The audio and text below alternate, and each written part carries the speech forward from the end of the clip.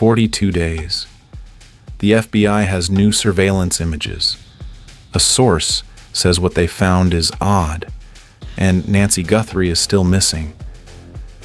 How does a woman disappear from her home in the middle of the night, and 42 days later, the best word investigators have for what was found is odd?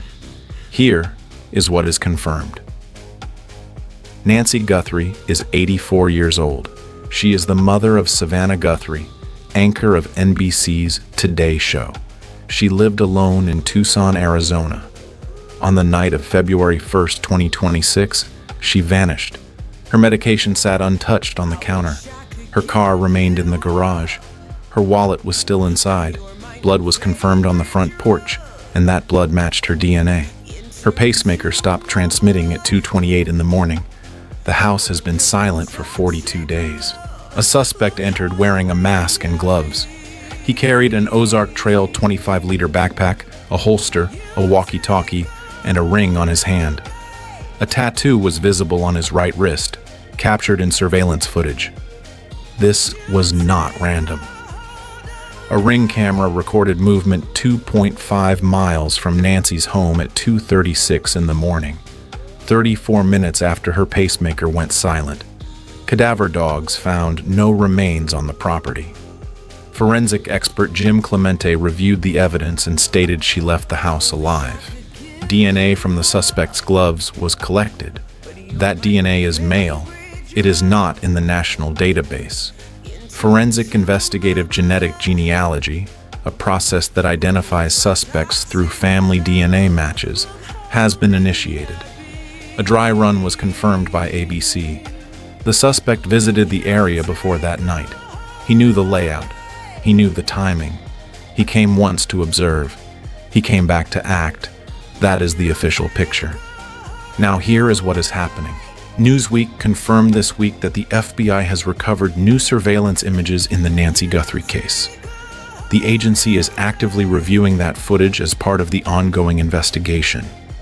And according to a source cited by Parade, investigators described what the footage contains as odd, though that characterization has not been independently confirmed.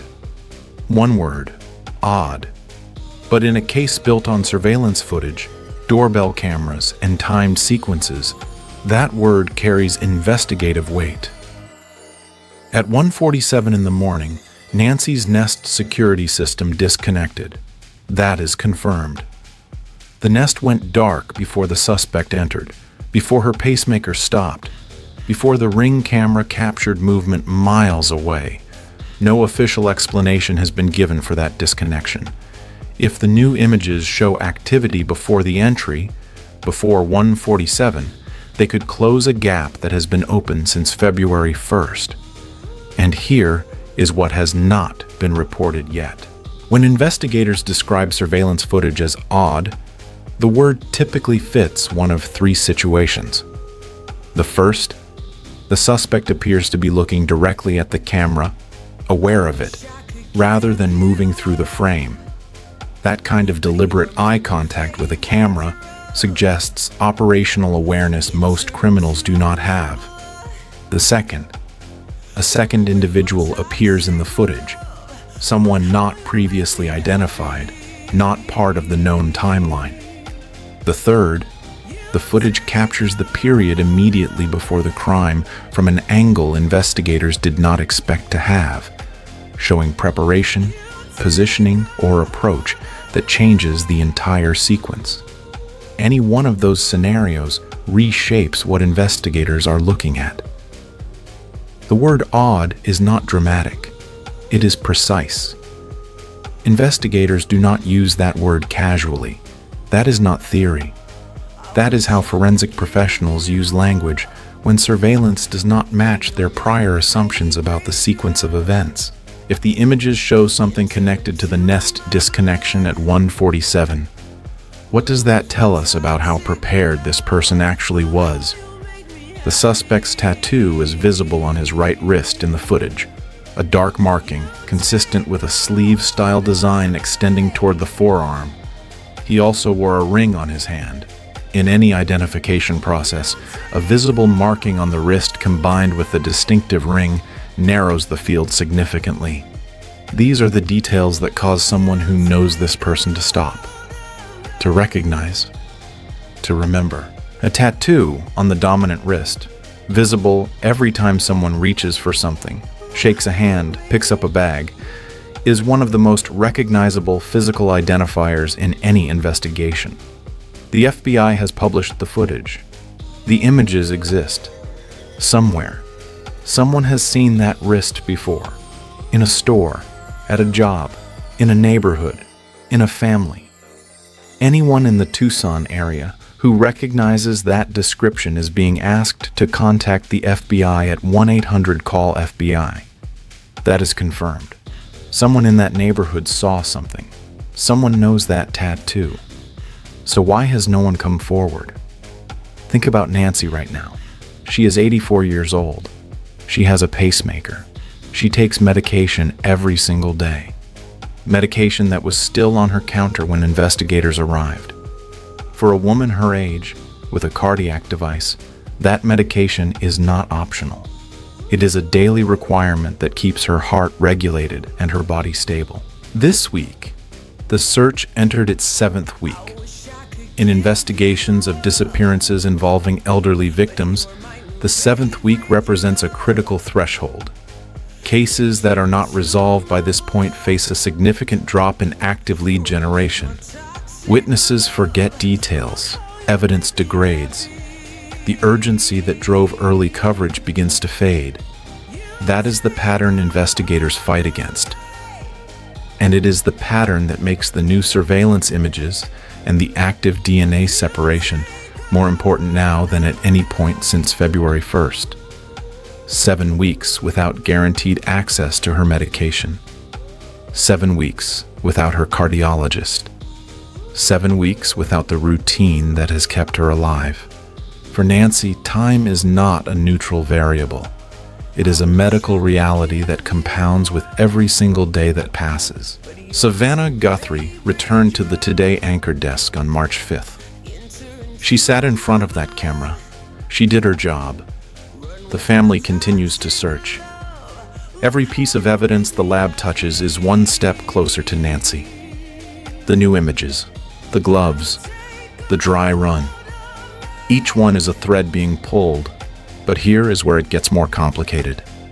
According to News Nation, an expert identified as Azari described serious errors in how the Pima County Sheriff's Department has led this investigation. The specific failures were not fully detailed in the report.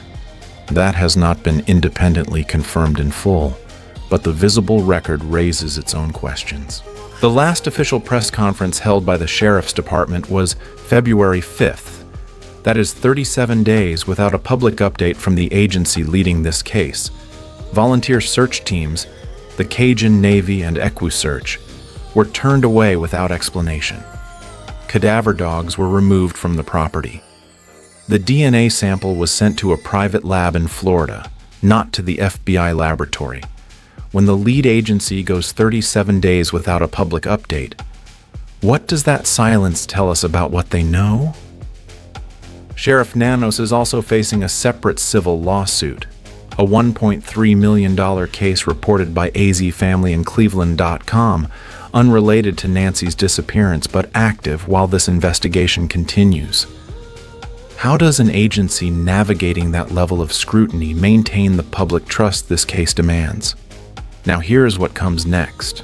The DNA lab is still actively separating the suspect's profile from the gloves. The gloves contained mixed DNA. Separating a mixed sample takes time and precision, but the process is ongoing. The forensic genealogy team does not need a name or a face to start. They need a profile. Once the mixed DNA is fully separated and a clean male profile is extracted from those gloves, investigators submit it to publicly available genealogical databases, the same kind used by people searching for family ancestry. From there, the process builds outward, from distant relatives to closer ones, narrowing the field with each match. It takes time, but it has identified suspects in cases that were cold for decades. When the lab finishes separating that DNA, what is the first thing investigators will do with it? The reward in this case stands at more than $1.2 million. That is life-changing money. And yet, 42 days in, not one credible tip has led to a claim. There are two explanations. The first, no one who knows something has come forward yet. The second, the person who took Nancy is isolated enough that no one around them has connected the details, or the people around them are choosing silence. If the reward has not been claimed after 42 days, what does that tell us about who this person is? Two scientific processes, both active, both in progress. If they converge, the investigation moves to a different stage entirely. That question remains unresolved. Here is where the investigation stands at day 42. The FBI has new surveillance images, and a source says what was found is odd. The DNA from the suspect's gloves is being actively separated in a private lab. According to News Nation, serious errors have been named in the investigation. The last official press conference was 37 days ago. The reward stands above $1.2 million, and it has not been claimed. The FBI Most Wanted page for this case was updated this week with new details. That page is not updated casually.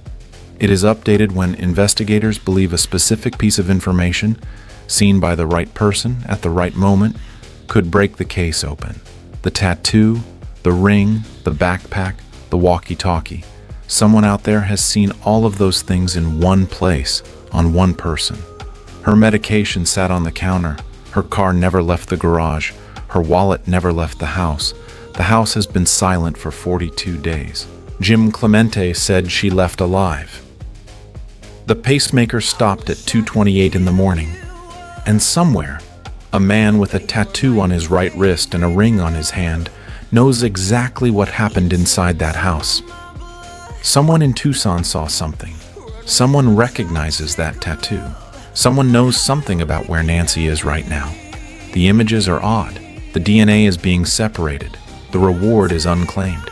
7 weeks, no arrest, no named suspect, no claimed reward. What is the investigation waiting for? Odd. That is the word a source used to describe what the FBI found. 7 weeks in, and we still do not know what it means. Nancy Guthrie deserves more than a single word from a single source.